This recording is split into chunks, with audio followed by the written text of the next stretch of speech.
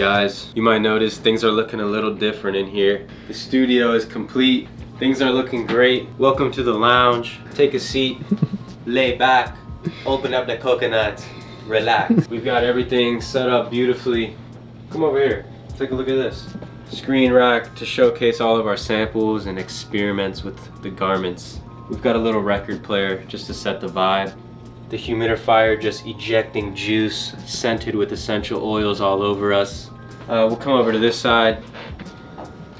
Hey. Welcome, this is the workstation. This is where things get done. We've got the design studio, the booth, just in case we get a little bit of creative inspiration and we want to create a track. Dual sewing machines. Yes, we will make clothes. Stay tuned for that. A beautiful tapestry, hand woven by a real Italian woman. Yeah, and then if you guys look over in that corner, that is the goon corner, just in case we need to get one off, just to sort of ease our minds and our souls and spirits. Got some beautiful impressionist artwork on the wall, just to sort of keep our minds creative and flowing. Cut. So you guys, this is 4th video right now. We wanted to give you guys a little bit of our backstory and how we got here. We weren't always a clothing brand.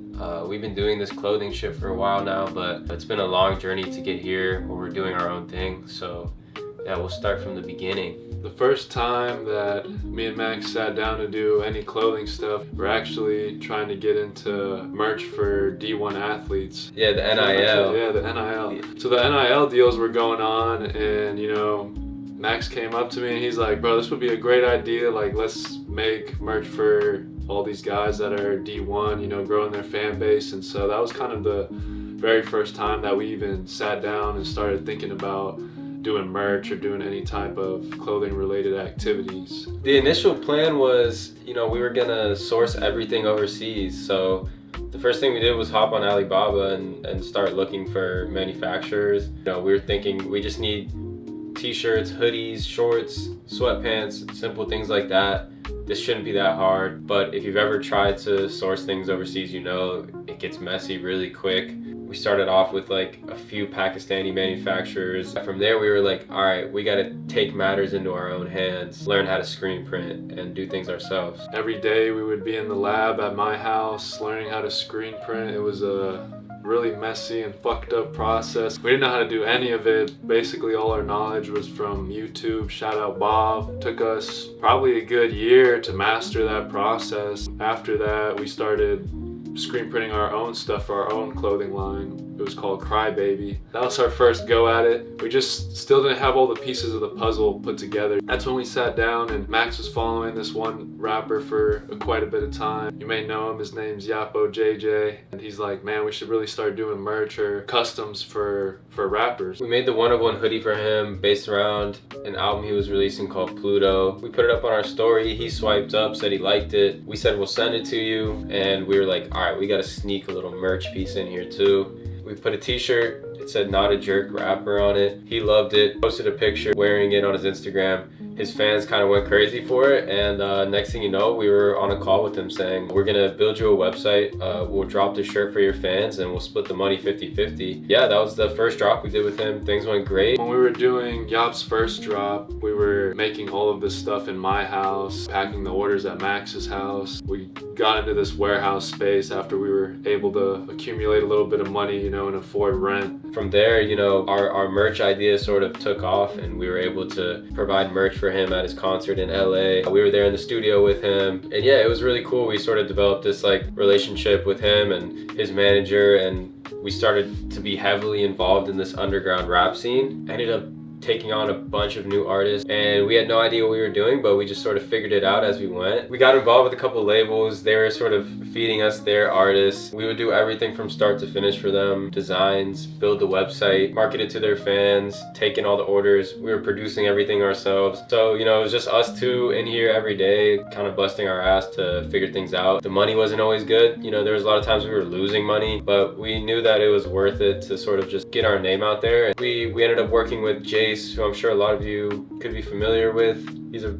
relatively big underground artist. We dropped a brand called Top Kid with him. We ended up building a brand for Yhapojj called Sword Life, where we did more higher end, heavily designed pieces. And you know, those took a lot of time and a lot of effort for us to create those pieces. And you know, sometimes we were making like very thin margins on them, but you know, we were just really encouraged by, you know, putting the best possible stuff out there. We didn't want to do traditional merch. What led to us getting back to where we are now, it's way more fulfilling to have control over your designs, to have full creative freedom, create something that's like an expression of you versus creating something that is supposed to fit into some other artist, some label's image for who their artist is supposed to be. You know, we went from having this idea to not even being sure if this was something that was even viable, to doing drops with Yhapojj that we're doing $10,000-$20,000 in sales, doing drops with Jace, doing big numbers like that. We did a drop for charity recently that ended up doing, you know, over $30,000 in sales. I think where we're at now, where we've done, you know, over 6 figures in gross sales, you know, we understand you can make something happen. It could just be an idea, and if you just go after it every day, and like a year from now, you'll look back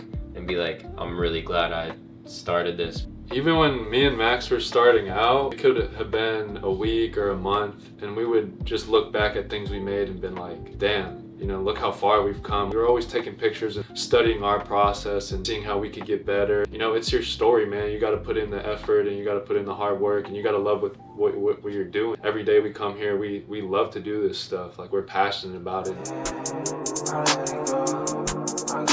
All right guys, so we're out here. We're gonna start experimenting with some pairs of jeans we got. We're gonna be practicing some distressing and repairing techniques that we want to use on the Bastille denim that's gonna be coming out very soon. We're gonna get some pictures of the before, and then we're gonna go back up there and we're gonna apply a bunch of finishes on there, and you guys will see the whole process and the finished product. So let's get some pictures real quick.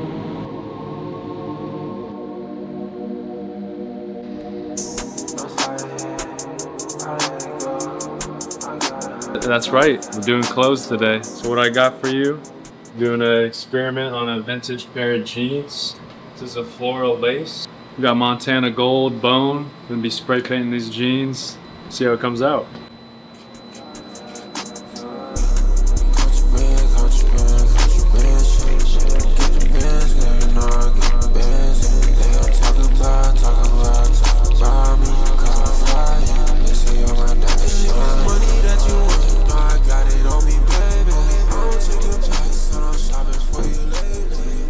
Looking crazy. Too many tools. Can't stop us, bro.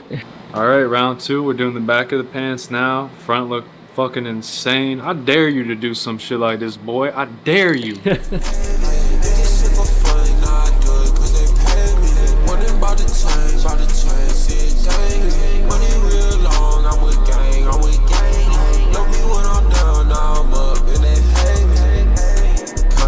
Lightheaded right now. All right guys, so next step, we're gonna get some distressing going on down here by the hem. We're gonna really tear this thing up, so we have a lot of stuff to then go in and repair with the Sashiko stitching, some machine darning. But yeah, it's time to go crazy with the Dremel, so here we go. And the key here is you don't want to go too crazy at first. You don't want to be punching holes through it. You just want to take off this first layer of blue threads that are running vertically to reveal the white threads underneath that are running horizontally. Weft and warp. Go look it up, learn about it, ask ChatGPT. Alright guys, so the plan here is we're gonna have it super tattered and ripped up by the hem, and that distressing is slowly gonna fade as it goes up, and then you have the lace print coming down and fading towards the hem. So you have sort of elegance, decay, combining, beauty, merging, beauty, becoming love, one, passion.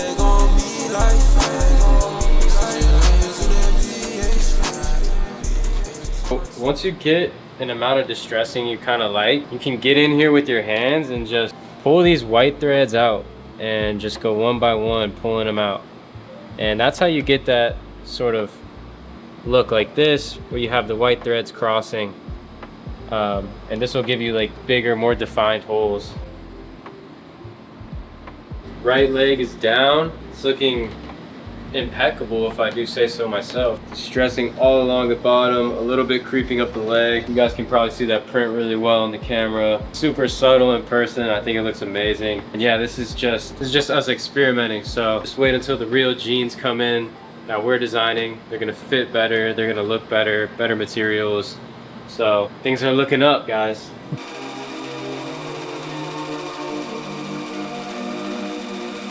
Day 2 of working on these jeans right now. We're gonna go ahead and open up the side and the inseam for these. And then we're gonna use this lace fabric as a backing to do some machine darning, which is gonna repair these holes. And so we'll see how that looks.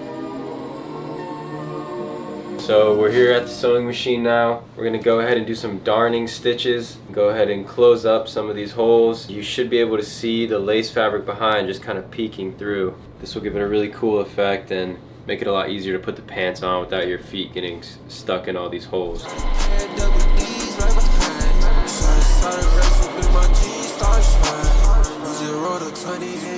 Pretty much wrapped up here with this darning on this panel. You can see the ivory thread really blends in well. Really gave it a cool texture. It's super sturdy. Now you have all this distressing without threads flying everywhere, and then you can see on the back this lace fabric is now completely tacked down, so it just feels like one solid piece of fabric. Look how the light shines through that. Yeah, it looks fucking crazy. That's crazy. It really just looks like decayed and like chewed through. That looks beautiful. All right, guys, so we got some acrylic paint, some just standard house paint. I got my roller. We're laying this lace on a test piece of canvas fabric, and we want to come up with a similar effect to what we did with the spray paint in the first jean. It's our first time doing it, so let's see how it goes.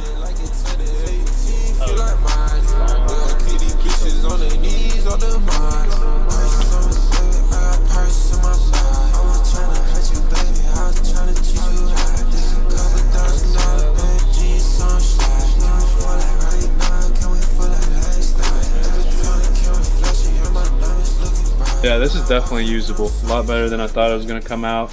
And yeah, we're just fucking experimenting. All right, guys, the test went well, so it's game time. Putting the paint on the pair of jeans and mixed it with a little bit of fabric, medium. So I think it'll just like sit well in the jeans when it dries and help it hold up in the wash. See how this turns out.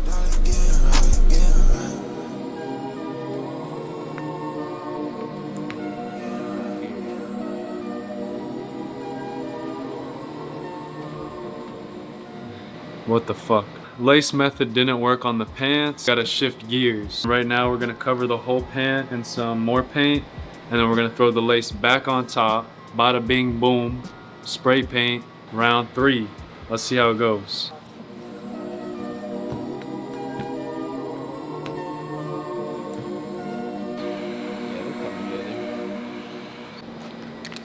Spray paint job, let's do it. We got the bone we used yesterday.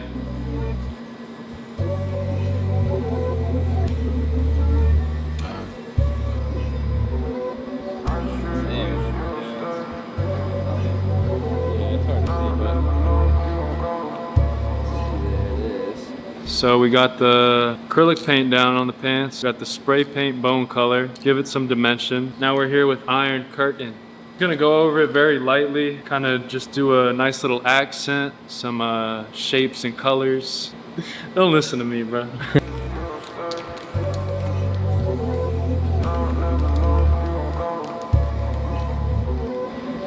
Oh, hell yeah. Okay.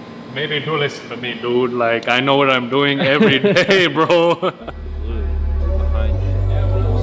You see what's going on here. We got the selfie cam out.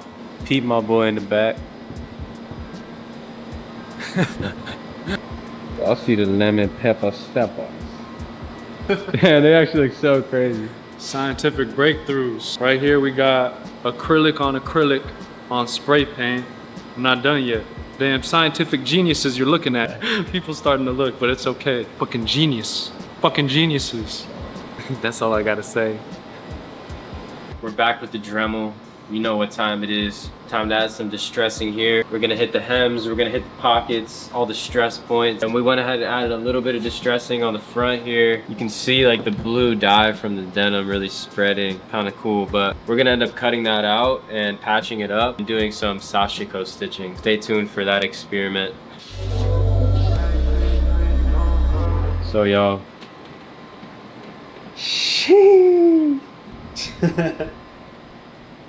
So these big holes are gonna get Sashiko stitched up. Shit, we might be onto something. It's Wednesday. We got 2 pairs of jeans in the works. Gonna continue adding to these. Put some hardware on there, paint splatters, whatever it is. And then we got a few more pairs that we're gonna keep playing with. So it's really just an experimentation type of week. She only hit me whenever she needs some. Gave you my all every time I you switch on me. You in the city with all of your friends, probably. It's been a long day. Just really haven't left this table at all. Got the darning done for the whole pair of jeans. Now we're doing a little Sashiko stitching. Neither of us really know what we're doing with the Sashiko, so we're figuring it out as we go. The jeans are coming together nice, but yeah, it's just been a quiet day of just artisanal work. Hopefully tomorrow we'll have some more jeans that we'll get started and we'll wrap these ones up. It's just been a little workshop week, so. Here's these other ones that I've been working on. Look at that stitching. Let's see what's going on right here, right? 2 pairs of just straight heat. I mean, these are just looking great. We got a few more pairs to play with. Tomorrow we'll get into it. Maison North, blueprint.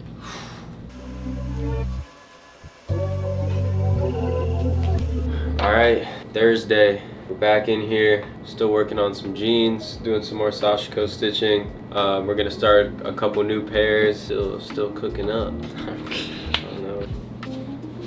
Yeah, evening. What a beautiful evening we're having. I finished up the beehive Sashiko stitch on these. Not really nice for first go, a rookie. Now we got some rivets going through them. These pearl ones. Gotta put these on the jeans, and so basically what you do for this, you just slice a little hole right through there. Give it enough space for the rivet to slide on through. That end right there, you're gonna want to get your cap, click it into place. Like that. I'm gonna take this little device right here, line it up with a rivet, just kind of squink it in place. That's how you do rivets. Alright guys, gonna give you a little denim tour here. Let's see, we did this sort of cross pattern for the Sashiko. Got that acrylic painted, come down here. Got these little crossing whip stitches. Those are holding up that lace underneath all of this darning. Yeah, looking pretty crazy, guys. About to add some rivets onto this one too. Show you that in a second.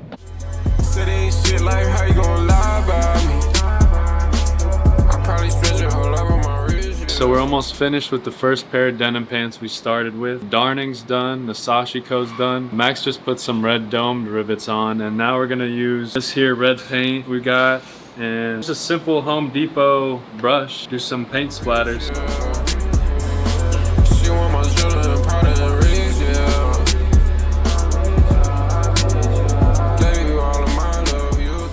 Y'all see it?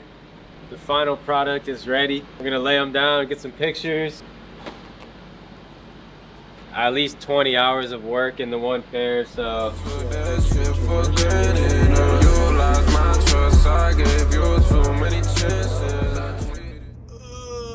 Alright guys, it's Friday. I'm in here editing the video right now. If you guys watched all the way through, we really appreciate it. This is really our first week doing all clothing related stuff, and it's really gonna be like this from here on out. So if you guys like this, you guys like seeing the one-of-one stuff, the artisanal side of everything, let us know in the comments. Subscribe if you want to see more. I don't know, leave a like, share it. You know what to do. We have a bunch of samples coming in that we're gonna go through next week, see how we like them, and then, you know, if we wanna make any changes, we'll go ahead and do that and show you guys how to communicate with the manufacturer for that, how to set up your tech pack, but that's gonna be coming in next week's video. Thank you guys for being here, and yeah, Maison North, the blueprint, signing off. J'irai danser le monde.